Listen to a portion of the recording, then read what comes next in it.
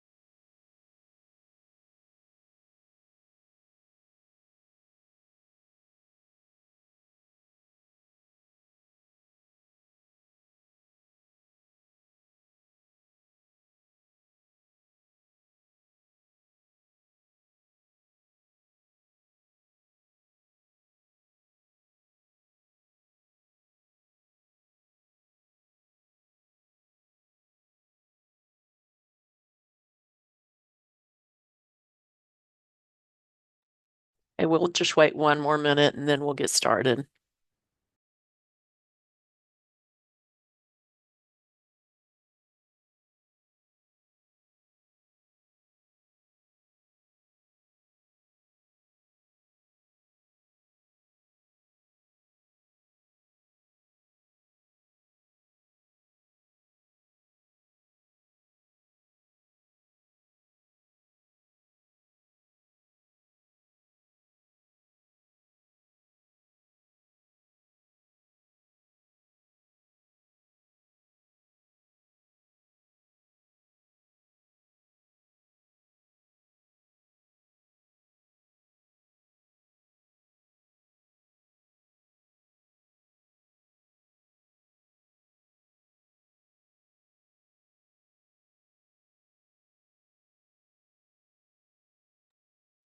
Okay, can you see the slides?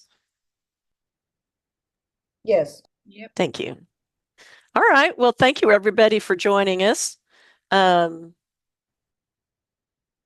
This is our agenda for today. We're going to start with Tabitha and Kayla talking about winding up the innovation grant. Then I and Michelle Rosendo will be talking about the results of the survey that we gave about workforce development during the learning session we had. And then David will finish us up by talking about how we're going to develop a key drivers diagram for the Learning Collaborative on workplace development or workforce development. Okay. So I'm going to stop here and I'm going to turn it over to Tabitha and Kayla. Thank you so much, Lisa. And Kayla, see you're on. Great to have you as always. I'll be brief because I think Kayla is really the expert on this topic.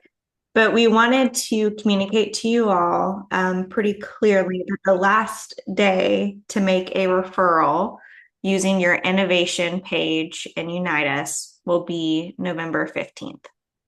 That will allow for us to collect data through the custom forms by the time our data use agreement ends with Unitas at the end of the year. We will, of course, send this out in the notes, but please let us know if you have questions. Again, final referrals placed in Unitas on your innovation pages, that being to LASSO, Sooner Start, or PCAP, will be November 15th. Kayla is here today to tell us more about how you can continue utilizing Unitas past that date and what that will look like. Sorry, I had some difficulty coming off of mute, but good afternoon, everyone. Thank you all so much for what has been a really incredible experience. I won't take a lot of time today. I just want to reiterate what Tabitha shared, that with November 15th being the end of our, well, that's what we're calling our referral submission cutoff date. And so I'm just going to share my screen here for a minute so we can walk through a quick timeline. Okay. So, as Tabitha already mentioned, on November 15th, that is going to be the last day for everyone in the McV cohort to send referrals. So, if you're currently sending referrals to PCAP, LASSO, or Sooner Start, then the last day for those referrals will be November 15th. And during the month of November, that's going to be a time where we can schedule meetings as needed because I realize that some of you have um, non-innovation grant profiles. So I want to make sure that you feel comfortable utilizing those as we continue to wrap up this project. And then there are those of you who do not currently have a non-innovation grant program profile. And so we might need to talk through workflows and what the next steps forwards are going to look like. So I realize that we are rapidly approaching the holiday season. So if we are unable to get a time together in November, then we can always meet in December. I just want to make sure that everybody is comfortable with utilizing their non-innovation grant profiles once we get to the project deadline. And any changes that we need to make to programmatic profiles and any users that we need to add, then we will get that handled during those scheduled meeting times as well. And then finally, on December 31st, sad face, our McV project ends. And the reason why, and I don't believe I shared this with you all up front, my apologies. The reason why our cutoff is November 15th, is because that's going to give us approximately 6 weeks for the referral partners to close out these referrals. So the referrals that you've been sending to PCAP and Sooner Start and LASSO, they'll have about 6 weeks to close those out for us to make sure that we have the most robust picture of data when we get to December 31st. So having said all that, I will pop my trusty calendar link into the chat. So like I said, in the month of November and or early December, if you all want to connect and talk about your non-innovation grant profiles, then I'm happy to do that. And that is all I have for today. So I will stop sharing and turn it back over to Lisa. Any questions for Kayla or Tabitha? I have a question for the group. How many have a non-innovation page set up or think they do? If you will, yeah, raise your hand, you can go to React and recognize hand gestures, or just, yeah, React and then raise hand.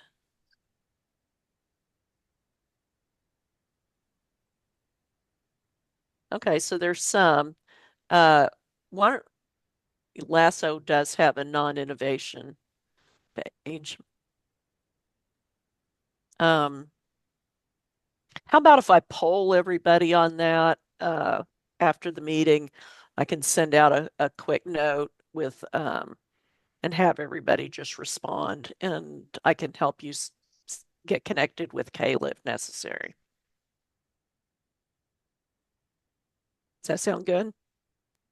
Yeah, like the last time I checked, I know that we did two referrals. Maybe I don't know what happened to Lasso. So yeah, that was my question more like what would if we don't know what happened, if they will give us information even if you're not in the innovation grant. So how would that look like? It's still going to be the same as far as sending referrals and Lasso following up. It just won't be a part of the innovation grant. And Patty, if I recall correctly, are you with Cap Tulsa? LCDA. LCDA. Okay, yeah. So I don't think we set you all up a non-innovation grant profile. I think you might be one of the few that doesn't have a non-innovation grant profile. So we probably definitely need to have a meeting and talk about what this post-innovation grant work is going to look like for you all and unite us. Okay, Mhm. thank you. And then Kayla, you correct me if I'm wrong here, but I mean, in principle, nothing really would change other than we've got a new page that we need to start attracting those referrals to. And you do lose the custom form capability that we had with the innovation. Correct. Thank you, Dr. Bard, because we do lose the custom form. However, I will say that when we get to December 31st, you will still have access to all of the data on your innovation profile. Um, so don't think that you're going to lose all the data. I will show you when we set up these separate meetings how to export that data based on your access levels. And then Pilar also asked, how will I know if I need to route new referrals in non-innovation page into the innovation type services? Good question. So let's talk about that because up until November 15th, we kind of have our referral pathways. But we'll look, Pilar, at what we need to do and if there's any updates that we need to make to Lasso's program description to make sure that people understand everything. And don't worry, I've been at Unitas for a long, long time now. Um, and so if you have questions about who to send referrals to outside of the innovation grant cohort, then I'm happy to walk you through and give recommendations on what that looks like. Now, if I'm understanding you, Pilar, you're asking if you get a referral into the non-innovation page and it should have gone into the innovation page, you can reroute them until 2 weeks from Friday. That's going to be the last time that anybody will be able to submit a referral to your innovation page. Uh, if you are making new referrals, then you can send them to anybody using your non-innovation page. So this is just about when we're cutting off. And we set it November 15th because we're hoping that any referrals you make by November 15th we'll be able to deal with and complete before the end of the year. And So I could be wrong, and Pilar, correct me if I'm wrong, but I think I interpreted that question as more of if someone sends a referral to the innovation grant the way that we have the workflow now, but it doesn't exactly fit the criteria for what Lasso can do, where do you send it once the innovation grant project is over? I guess I was kind of in between both of those. I was neither here nor there. I was thinking after November 15th, all the referrals to Lasso would be going to the regular Lasso page, but some of those would be coming from innovation for current partners. So that's fine, and they would stay there. I assume that they would still receive innovation type services like they are right now, which we do not reject because we do have an attorney to service them. We do not reject over income. We do not reject on certain reasons which others could potentially be rejected. I see what you're saying. So How do David, I know to provide that level of service to those particular clients that I could potentially not know? I should treat them as prior innovation type. So David, is there a point where a referral coming from one of our home visiting agencies to Lasso after November 15th, at what point does Lasso revert to its usual criteria for accepting clients as opposed to the criteria that have been used for innovation? Pilar, can I talk to you offline about that? Sure. Because I'm not Okay. sure. Um, a lot of that answer depends on some additional funding that's pending. Gotcha. Okay, so he'll I follow will. up. I'll set up a call with you. Wonderful. Thank you. Other questions?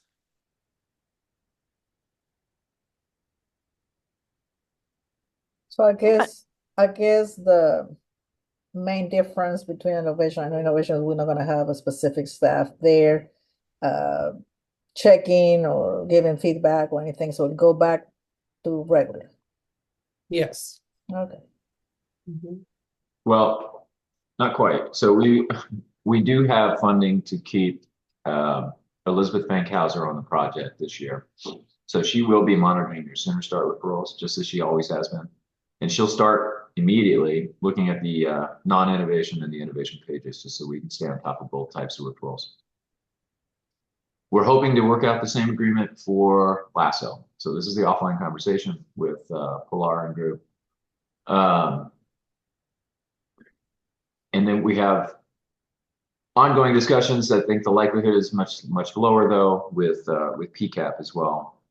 So we're likely to, in some sense, lose the funded portion of the liaison for PCAP, but they're dedicated to this project and to your programs. I really think we're going to be able to keep that alive even if we don't have additional funding. So Angela Horndon, I don't know if she's on today or not. It sounds like Angela is going to still be your point of contact for all your referrals, even after the innovation project and pages have expired. And I don't think it was that clear in the last meeting that my staff was asking me, so are they gonna continue completing the development learning collaborative questions? Okay, that's also, we're gonna stop November 15th. Is that, Correct. That's correct. Yeah, we're so going to we stop. stop? Okay. Other questions? All right. Thank you, Kayla and Tabitha. Can you see my slides?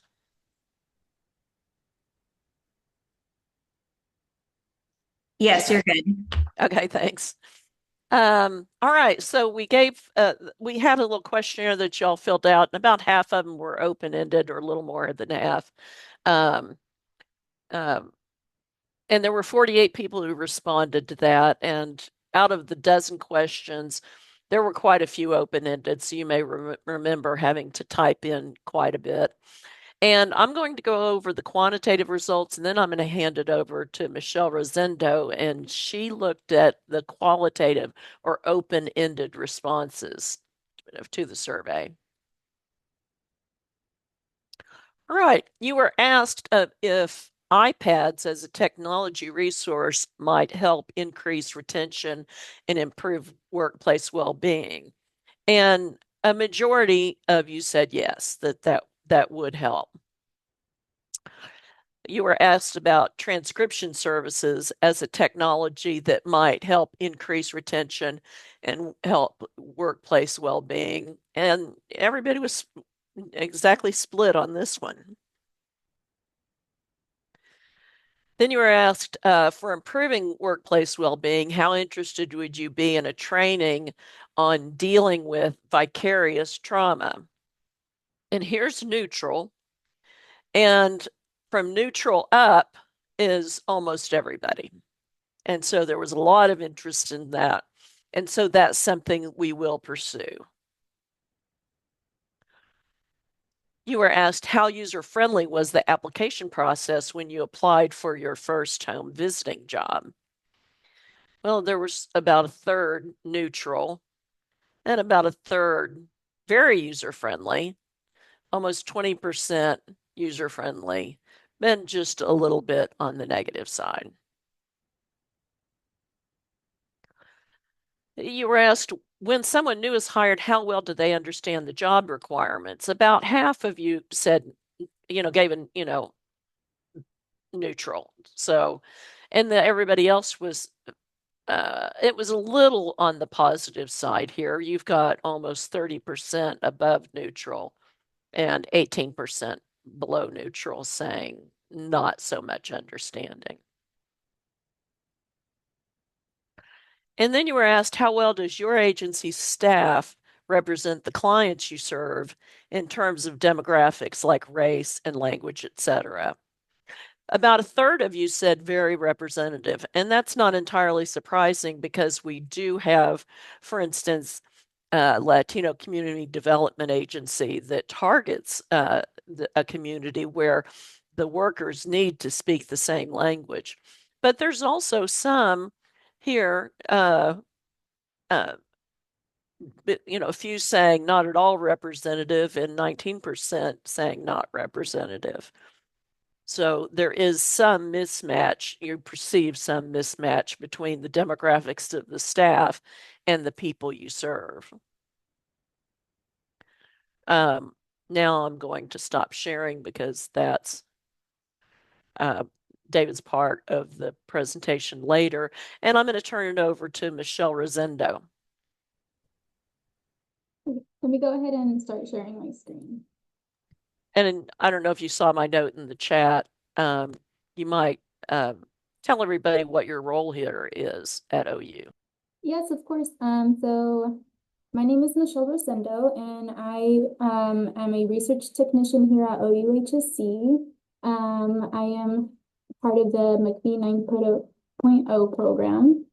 And yeah, I've just been here for about 2.5, almost 3 months now. Can everybody see my screen good? Yeah, okay. So as mentioned, this is the McBee Learning Collaborative Workforce Development. And okay, sorry. Okay, and I'm going to be going over the open-ended responses for the survey that was taken last meeting, and it's gonna go ahead and cover about the workforce development that involves initiatives to educate and train staff to meet your organization's needs now and in the future, as well as to increase people's well-being at work. And one of the questions that was on the survey was, what kind of activities, tasks, skills, or technology come to mind as you think about the workforce development? And about 23% of people said training, 15% said iPad, cell phones, hotspot, laptop. Mental health was mentioned, team building activities, and a couple of others such as group discussions, meetings, resource fairs, and other items. I do want to point out that the other items I did go ahead and include only because they're still as important. They were just single responses. And I'm just going to touch up a little bit on what training look like as far as response wise. And some of the responses was just having on the job training, program trainings, as well as updated trainings. And as far as mental health, some people responded with self-care retreats with certified instructors, being able to go on walking trails, outdoor seating, and things that promote physical and mental health, as well as mindful activities. And what the other responses look like for this question was interacting with clients and improved onboarding process. Another question was, what are some things that contribute to high work satisfaction? And about 27% of people mentioned high pay, 25% of people mentioned recognition and appreciation. And then we have support, flexibility, teamwork, work-life positivity, training, low caseloads, and other. As far as recognition and appreciation, giving recognition to the work that is being done and feeling appreciated was the majority of the responses for this, as well as words of appreciation. And as far as training, some of the responses mentioned having great trainings and proper trainings. And as far as other responses and what that looked like, some had mentioned having good management, having an open door for discussions and opinions, and an environment that does not include micromanaging but autonomy. The other question that was on here was, what are some things that contribute to low work satisfaction? And 21% of people mentioned low pay, 17% of people mentioned high caseload, and then 15% of people mentioned stress, burnout, negative environment, and so on. As far as what they meant by negative environment, some of the responses had mentioned having a negative attitude and bad laboral environment. And just to touch on what job inequity kind of mentioned, one of the responses was when other team members are not held to the same expectations or some caseload numbers and go years without a single consequence. Another response was unequal team expectations. So that's kind of what that looks like. And as far as other responses, some of them were excessive meetings and not being allowed to work from home. Another question in the survey was, in your agency, what factors could lead to someone feeling burned out? And about 23% of people mentioned high caseload, 19% of people mentioned being overwhelmed or overworked, and 13% of people mentioned poor time management, and so on. And as far as what they meant by poor time management, they kind of meant exactly that, just not having enough time to finish the work that is being given and having to kind of take that work home. And for high client equity crisis, a lot of clients were saying that they, or not clients, but participants are saying that they have high client equity clients who are in crisis all the time. And other responses were like personal struggles and overtime that isn't being compensated and having to work from home.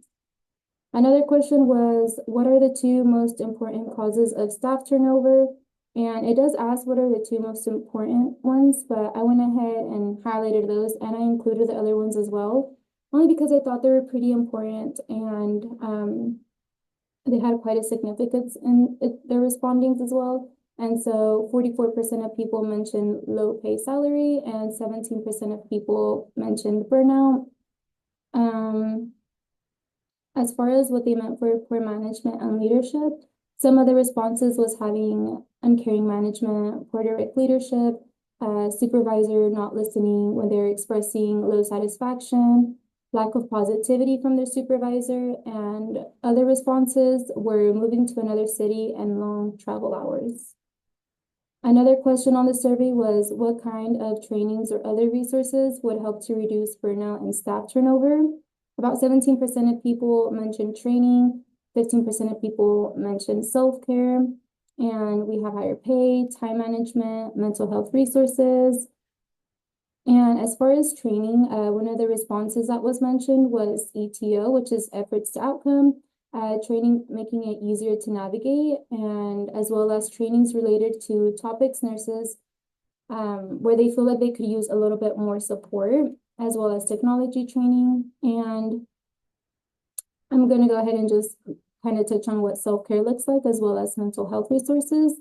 For self-care, they mentioned practices of self-care, which being able to have mental days off per quarter. And as far as mental health resources, somebody had mentioned retreats such as spa days, a health voucher, mindfulness, and other responses were like reward programs and breaks that follow school vacations, as well as more paid vacations. Another question was, what type of technology resources would help to increase retention and work well-being? I did go ahead and include the NA responses, which were no response, only because 83% had no response. So that to me was pretty significant to go ahead and include here and kind of explain why these other responses have such a low percentage. And then how did you find your initial job in home visiting? 19% of people mentioned friend and job search engine, which by that it was either Indeed, Facebook, OCCHD website, or Google. And other responses that were mentioned was by another parent, or they were recommended for someone who used to work there, as well as applying for childcare. And what suggestions do you have for improving the hiring process? About 8% of people mentioned shadowing, clear expectations, training, higher pay, better interview, hiring process, and other items. As far as shadowing, they had mentioned offering shadowing visits, and that was just kind of like before being actually hired. And someone else had mentioned having applicants go on home visits as part of the interview process. As far as training, what they had mentioned regarding that was that there were too many required trainings and that the trainings could be more concise. And for a better interview slash hiring process, somebody had mentioned about improving the health department's process of hiring, and the other response was first doing a phone interview and then having a panel interview and then having the third interview be with a supervisor. And other responses was competitive pay, better benefits, and allowing to interview or allowing to have peer interviews. And what, if anything, would you add to the onboarding process to better prepare a new home visitor for the field work? 19% of people had mentioned shadowing opportunities. Then we had clear expectations, training, and other responses.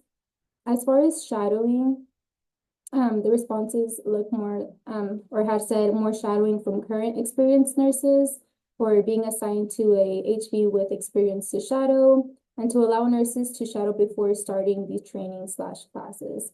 Other responses was being more technology friendly and understanding trauma, as well as being transparent about the job. And that kind of covers those responses that were part of the survey that was taken. Does anybody have any questions? Michelle? This is Kathy in Tulsa. It Yes. was 3 or 4 slides back. I think it was the burnout slide that had 44% at the top, and Um, then other, I think, was 44%. Maybe I misread that. Can you go back to that yeah, slide? of I was course. curious what the other included. Okay, yeah, let me go ahead and And since these were open-ended responses, people could have given more than one answer. yeah, Hmm. So on each one. let me go ahead and pull it up really quick.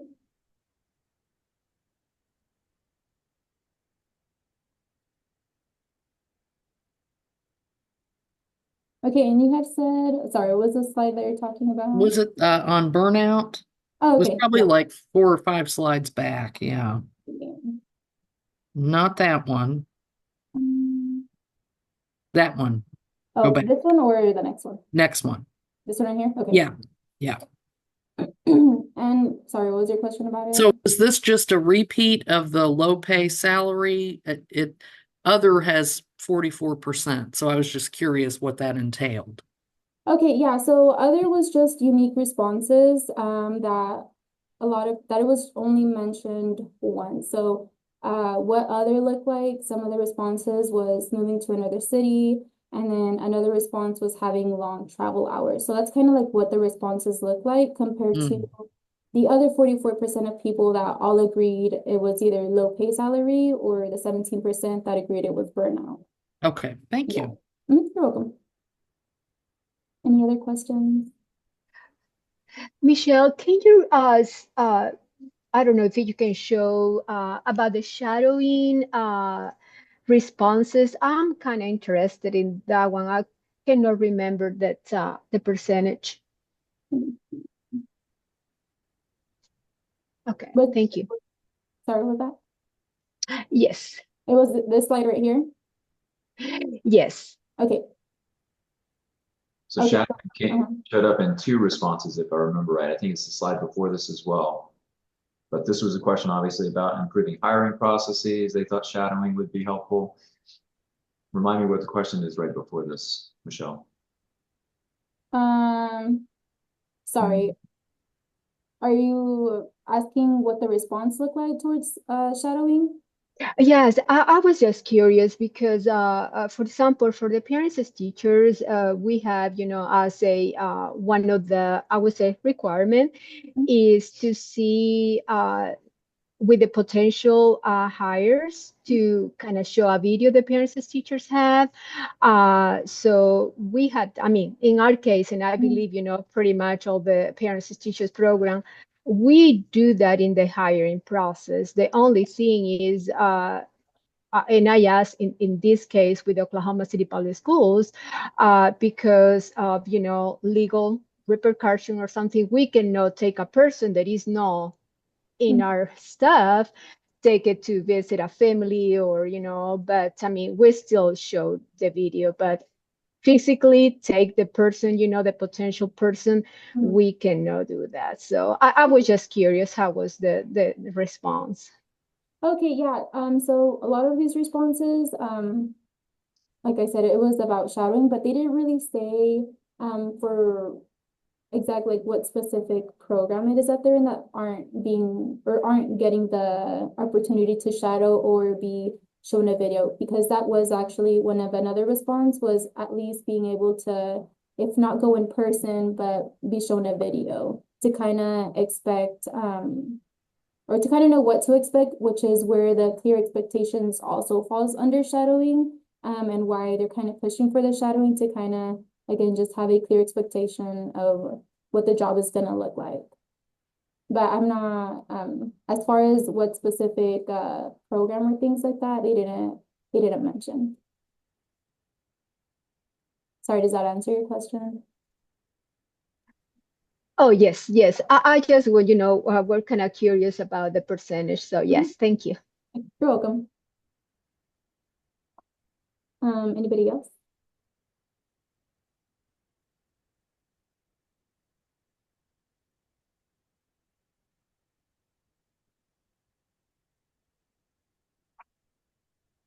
All right. Thank you very much. Good job, Michelle. We appreciate that. Thank you. All right, David, do you want me to drive or the slides, or do you want to drive them? Yeah, if you don't mind. Okay. Can you see my slides? Yes, thank you. Okay. Okay, yeah, thank you, Michelle. I appreciate that. And just a brief reminder that that survey was delivered at the learning session last month. The intent was to hear from you, providers, supervisors, managers, administrators, on what workforce development issues are high priority topics. We're interested in the answer to that question, or those questions, for two dual foci here as we move forward with the next chapter of MCV. One is, as we mentioned last month, the new CQI network will be focused on workforce development issues. And we have the luxury of building in a planning period here where we want to be very purposeful and intentful on the key drivers diagram in particular that is developed. We'd like your support and assistance in that. In fact, I would phrase it, we would like you to develop it and we will support and assist you in the development of that key drivers diagram. So really a radical change of how we've done these in the past. The other thing I want to mention, I'm going to go into more detail in a minute, is that we will be doing our evaluation and research work on workforce development in the years that are ahead through the MCV-funded research and evaluation programs. So we've often paired these together, I think, as you know, but I'm going to explain in a little bit more detail today about how we see these two operating in tandem.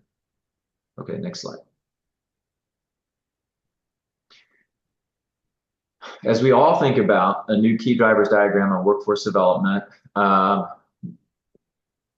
we thought it best to share what we have learned to date with you, sort of to plant seeds, if you will, on potential ideas for primary drivers, secondary drivers, and eventually change ideas.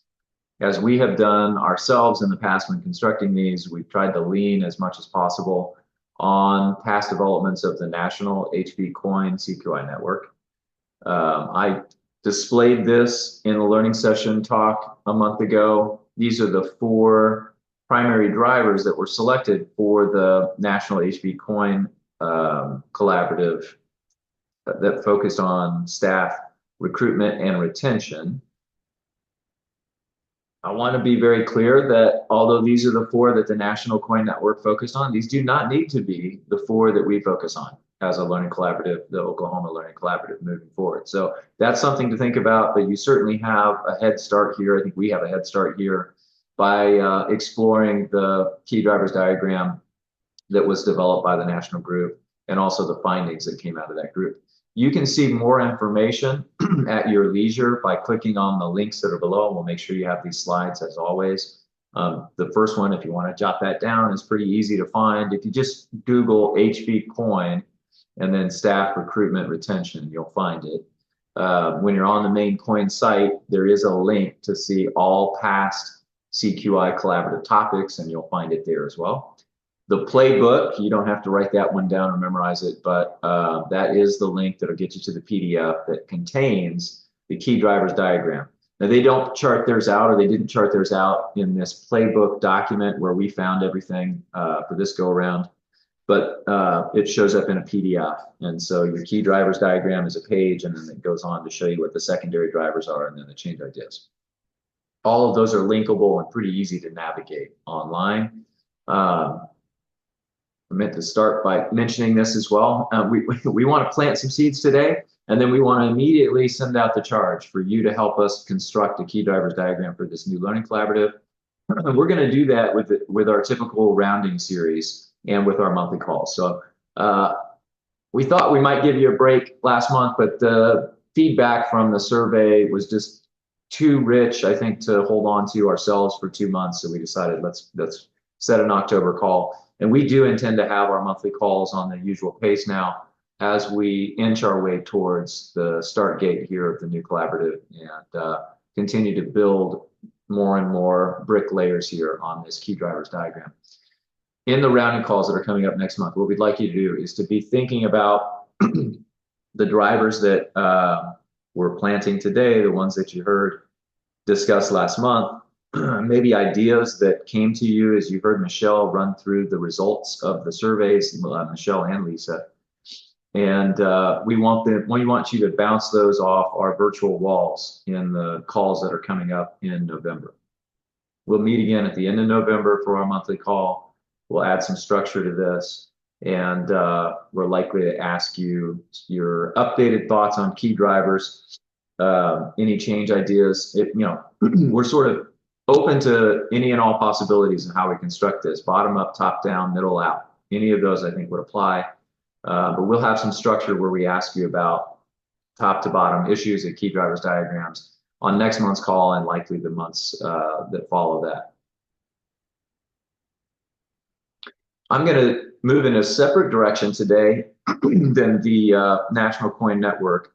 We're certainly going to come back to that in the future. But for today, I wanted to tell you a little bit more about the evaluation and research that we have planned for the years that are ahead.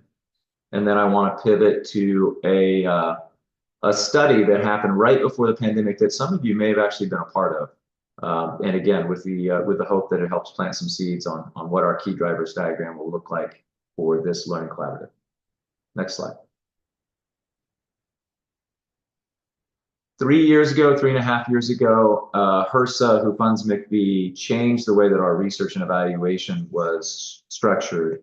And I think you've heard me talk about this before. We are now participating in what they term coordinated state evaluations, or the abbreviation CSE. We were part of the cohort 1 version of that, which again spun up about 3.5 years ago. We're in our 4th and final year of a CSE cohort focused on family engagement. When we opted into that evaluation research funding line, we had 4 topics we could choose from. Family engagement was one of 4. 5 topics, actually, sorry, 5 topics we could choose from.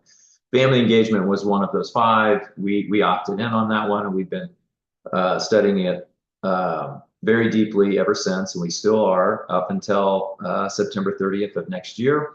We'll be hard at work trying to finish off all the objectives of our cohort 1 CSE. As of October 1st of this year, we are now in a planning phase for cohort 2 CSE. And our cohort 2 CSE, we opted in to the workforce development topic. So again, marrying our evaluation research work with what we're doing with the Learning Collaborative, we have found that to be highly fruitful in years past. And so we're going to continue with that playbook here for the next couple of years.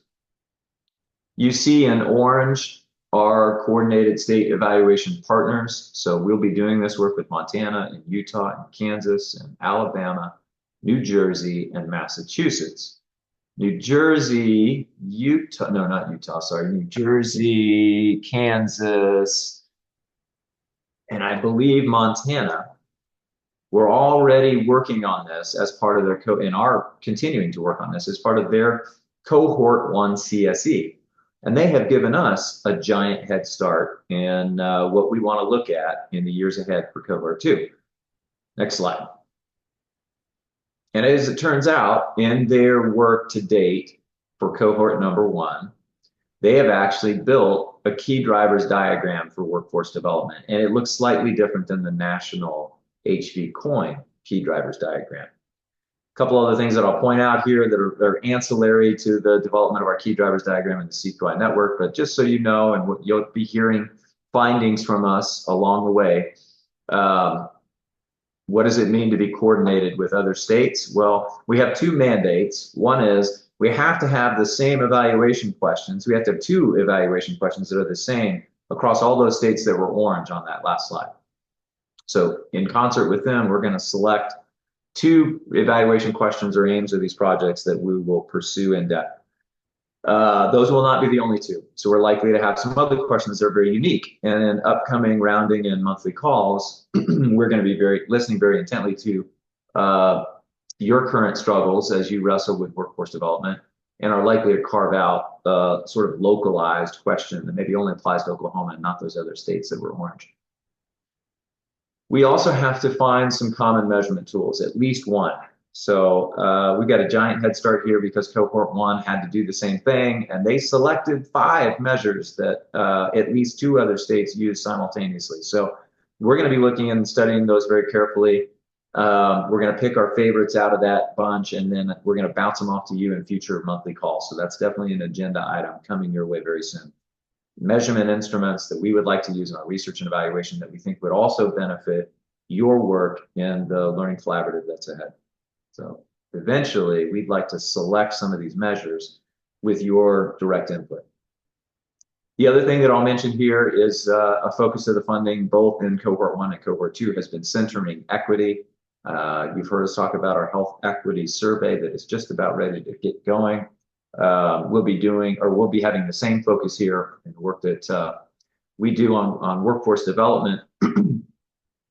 You might wonder how do you what does the lens of equity look like for a topic like workforce development? Again, we can lean on what cohort 1 had done to date. So they were looking at how the demographics of the workforce line up with the general demographics of their particular areas and even across the nation. So I think that's something we're going to end up doing as well. I'd be interested to see what the answers are. I have a feeling many of you are as well. The second way that they have tried to center equity in cohort 1's involvement on workforce development is to look at policies and particularly how they might affect any disparities in well-being among their workforce staff. So are they seeing more turnover, more burnout, less workforce buy-in and engagement among certain groups of their workforce? So I think that too is likely to be a topic that we study in the years ahead for this CSE. Okay, but back to the topic of main interest for today's monthly call. On the next slide, I have a blown up view of that key drivers diagram. Still a little difficult to see, but if you squint, you'll notice that their key drivers are a little different than the National COIN network. So they were looking at resources and support as being a key driver, flexibility and autonomy, relationship and connections, compensation, validation, and recognition, and job stressors and demands. So those are the key drivers. Their secondary drivers are there in the center, looking at job satisfaction, psychological well-being, self-efficacy and confidence, job meaning, and fulfillment. Now, they weren't actually building a CQI. They were not building CQI projects, so you're not going to see change ideas listed on this diagram. But you may notice the semblance here of a change theory diagram that starts with, in this case, primary drivers, and then ends in some proximal and distant outcome findings. For the evaluation and research work that we do, we're going to be very much interested in this. And we're going to be interested in not only how your change idea implementations lead to short-term changes in your PDSA projects, but we're going to be interested in how this collaborative focused on workforce development are having these broader impacts on your program. And not just on your workforce, but on your families. And so, as we've done in the past, we will be collecting and listening to your client perspectives and voices. You can see if you follow this change theory diagram out all the way to its end, they're looking at family and child level outcomes in cohort number 1 that include positive caregiver-child interactions and family goal attainment. So it seems like a lot of dots to connect to get to those family outcomes, but it's part and parcel to having a well-functioning workforce. We can't expect our family outcomes to improve unless the workforce is is humming along at a reasonable or an ideal pace. I just quickly mentioned at the bottom of this list, these were all the states that were involved in cohort number 1. So again, Kansas, Montana, and New Jersey are going to continue with us in cohort number 2 to work on this issue. Iowa and Oregon have opted out, and they'll be looking at a separate topic. But their findings and lessons learned from cohort 1 are at our fingertips, and certainly we will be sharing that back with you as we together try to come up with a new key drivers diagram. Okay, next slide.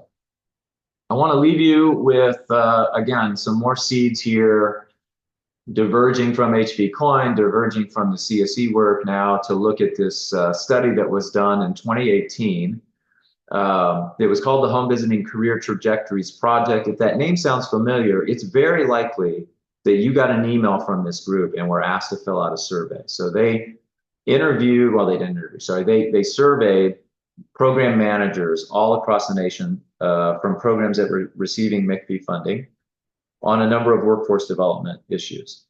And these are the main findings. So figure one here from the final report looked at the types of activities managers were reporting that could have an impact on workforce well-being. And you see that a lot of these activities, there's not a lot of variability from site to site.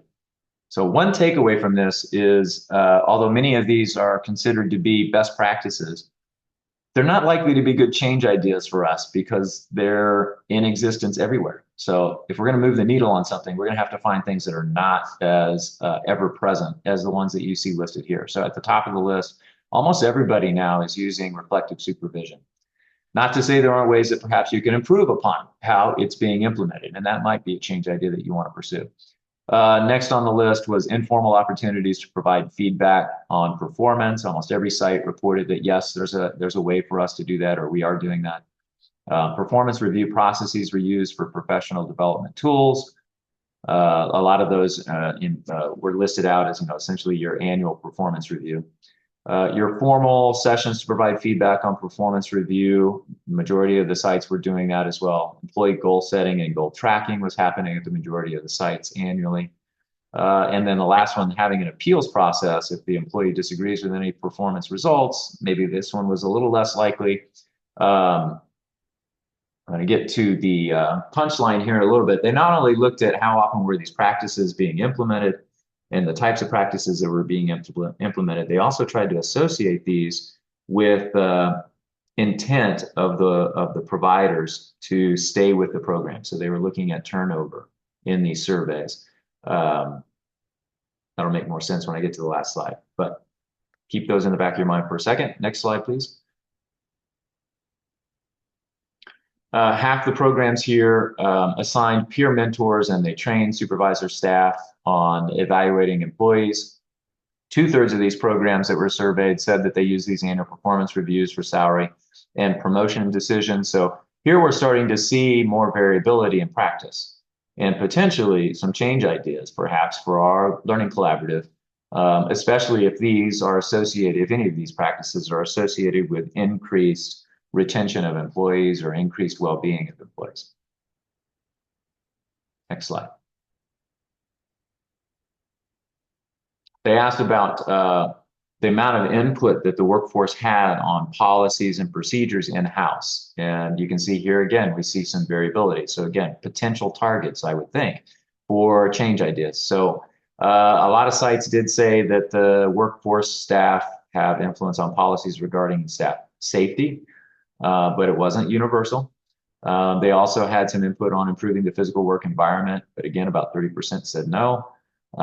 They had input on improving services to families in 69% of these instances, work schedule, 62%, employees' health and mental health, 58%, the hiring of new employees, less than half, right, 43%, implementation of technical changes that might impact agency and employee staff layoffs, 23%. Once they had surveyed all of these practices that were in place, they then looked to associate it with provider responses to a survey on their intent to stay with or to leave their program in the next 2 years. So on the next page, these were the main findings from this Opry study. Next slide, sorry. When looking at the probability of home visitors being very likely to stay in their job, these were the practices that were significantly associated. The sites that were assigning peer mentors to these programs, which by the way was only 56% of the programs, that was highly associated with likelihood to stay. Having the employees set goals and do some goal tracking was also highly associated with having them stay in the program. That one was happening at the majority of sites, however. Using annual performance reviews for salary and promotion decisions. highly related to staying in the job and only used by 64% of the programs. Relying heavily on staff input when setting program decisions on improving physical work environment, strongly related to wanting to stay in this program, only happening at 70% of the programs. When you looked at it from the opposite angle, practices that seem to be associated with wanting to leave the program, programs that reported not having much influence, that the staff did not have much influence on hiring, that was significantly associated with their providers saying, yes, I'm interested in leaving in the next 2 years. And then last, not having much influence on how to improve services for families. Those programs were also likely to have providers say, I'm interested in leaving the program. I'm likely to leave the program in the next 2 years. That might be my last slide. I can't remember. Yep, it is. Okay. So food for thought. And as I said, we want to hear your impressions after you consume this in the rounding calls that are happening next month. When we get together in late November, we're going to do some, I don't know if we'll do polling, if we'll do maybe some sticky board stuff virtually, but we want to hear directly from you as a group, as you've had a month then to be contemplating these issues.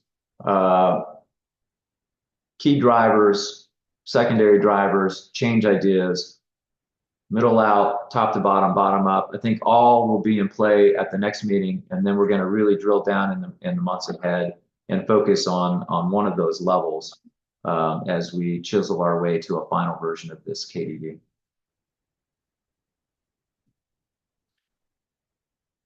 Open forum, we need not wait. You may already have your favorite change idea, primary driver, secondary driver. So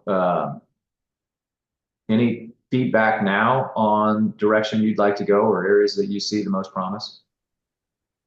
Hey, David, this is Kathy in Tulsa. Just a quick reminder that late November, that last week of Thanksgiving, would probably be the least ideal meeting point for rounding calls.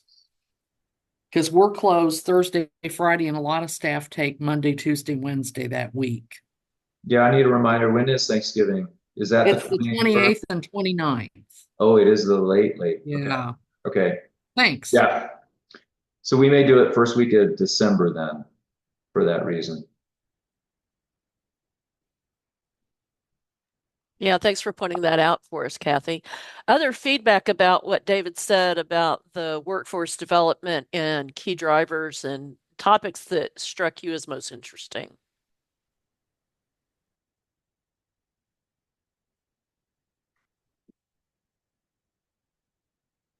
Okay, I'm betting everybody's looking at the clock and being ready to bolt to their next meeting. So any other announcements or questions? Okay, thanks everybody. We sure appreciate your time. And I'm going to send out a very, very short couple of question survey about the post-Unitas, the post-innovation period with Unitas. Bye, everybody. Thank you. Thank you.